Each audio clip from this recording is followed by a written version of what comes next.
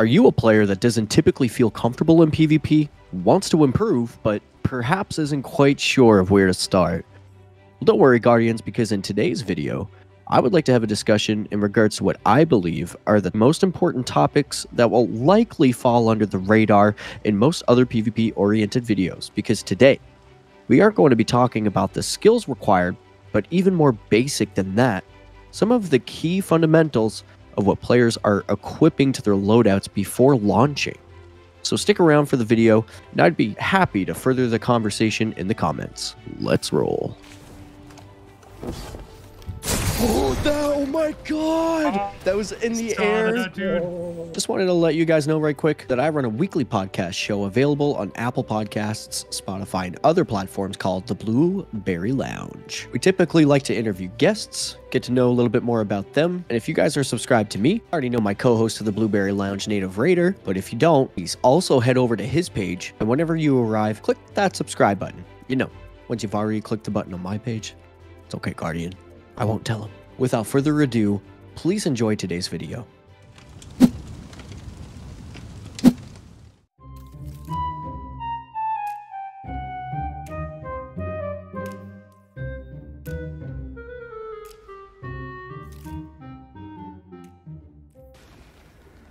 Ladies and gentlemen, sweaty spooks.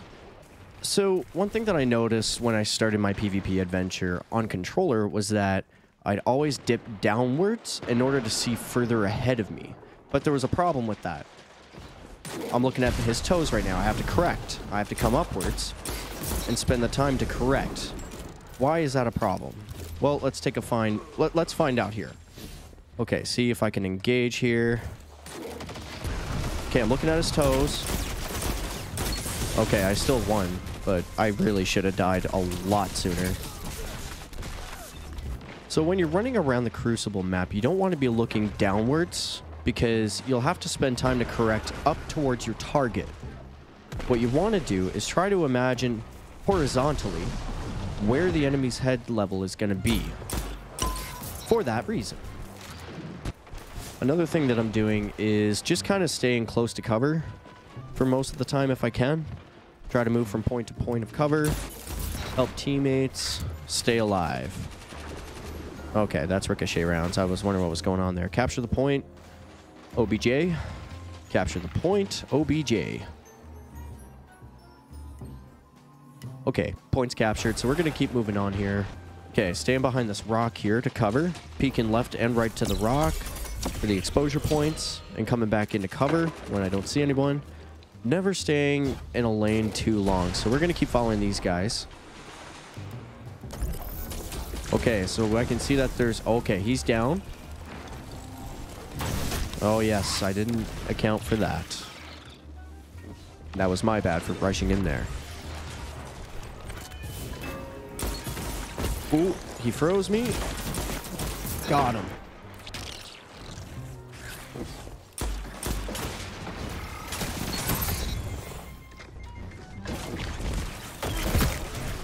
Ooh. Okay, so let's watch to see whenever I challenge around a corner, I really want to try to stay on the level of where their heads would be for that purpose right there. Okay, so next I wanted to talk to you guys about armor mods suited for PvP versus PvE.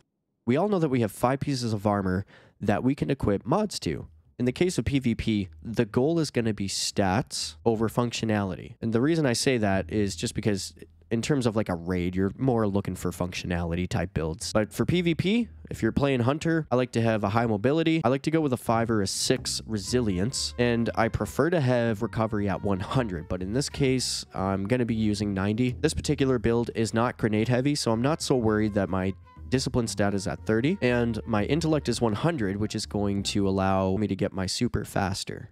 And I got 32 in strength, which I am fine with.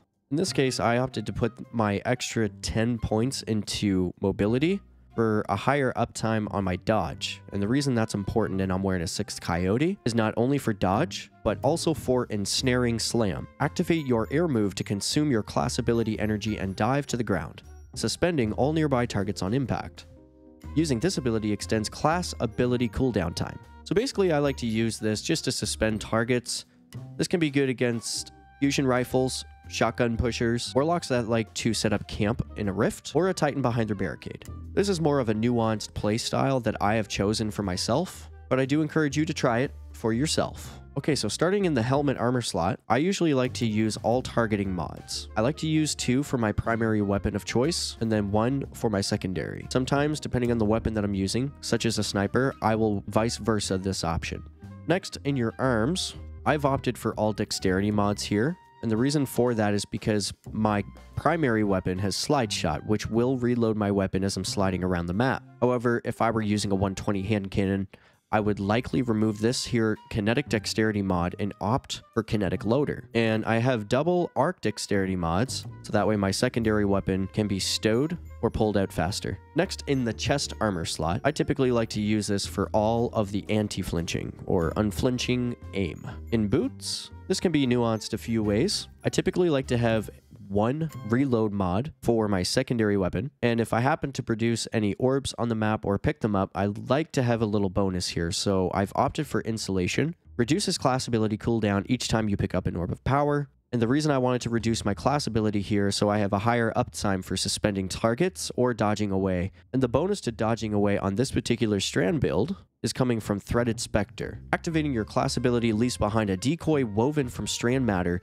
that draws the attention of nearby combatants. After taking significant damage or when combatants approach, the decoy detonates, dealing damage and releasing threadlings that seek out and attack nearby foes. To compound that threadlings, I've opted to use the threadling grenade over the grapple. This is a personal choice, and I have found it successful when going up against titans or warlocks, either behind a barricade or a rift. It kind of forces them from their camp and they have to make a move, which can allow for some further gunplay. In the class item slot, I have Reaper. After using your class ability, your next weapon final blow spawns an orb of power, which goes into the game loop of what I had on my boots earlier. And then I have Outreach. Reduces melee cooldown when using your class ability. If this were a grenade heavy build, I would want to opt in for Bomber, which reduces grenade cooldown when using your class ability. You may see double Bomber on things such as a Young Kara's build, where they're trying to use trip mines and have a high uptime. Outside of that, Guardians, I hope that kind of gives you an idea as to what to look for. Okay, now that we've discussed some of the stats that are related to Hunter, I wanted to take a quick stop over to my Warlock, and if it hasn't become obviously apparent, I am not a Warlock main. However, the stat I wanted to draw attention to for the Warlocks out there is going to be your recovery stat. The higher the stat is, up to 100, the more uptime that you're going to have on your Rift. Okay, and taking a stop over at Titan, our main stat priority here is going to be our resilience stat, which is going to affect the uptime of our barricade as well as damage reduction. In this case, I actually started taking PvP seriously on my Titan, so I have better options in terms of builds. However, in this case, I've opted for 100 resilience, 100 recovery, and the highest strength that I could possibly have on Arc Titan. Because let's admit it, if you're going to be playing PvP, it may as well be on Arc Titan. If I wasn't running in Teus Wards, I usually like to run ACDO feedback fences, just to punish anybody getting a little too close. Alright, Guardians, now that we've covered passive reticle targeting and armor mods for PvP, the last thing I wanted to leave you guys with is playing with intention, for the purpose of skill development. Now, you may have heard this in other videos before. What is playing with intention? So every time that you load up the Crucible, think of one particular area that you want to work on. May it be targeting, strafing, staying with a teammate, or if it's your flanking maneuvers. Whatever it is that you want to work on, just, you know, take one goal at a time, and every time that you play in Crucible, just kind of focus on that one thing. Thank you guys for your time. If you enjoyed this video, please consider subscribing, liking, and let me know in the comments what you think would be helpful in the Crucible. And until the next one, cheers, Guardians.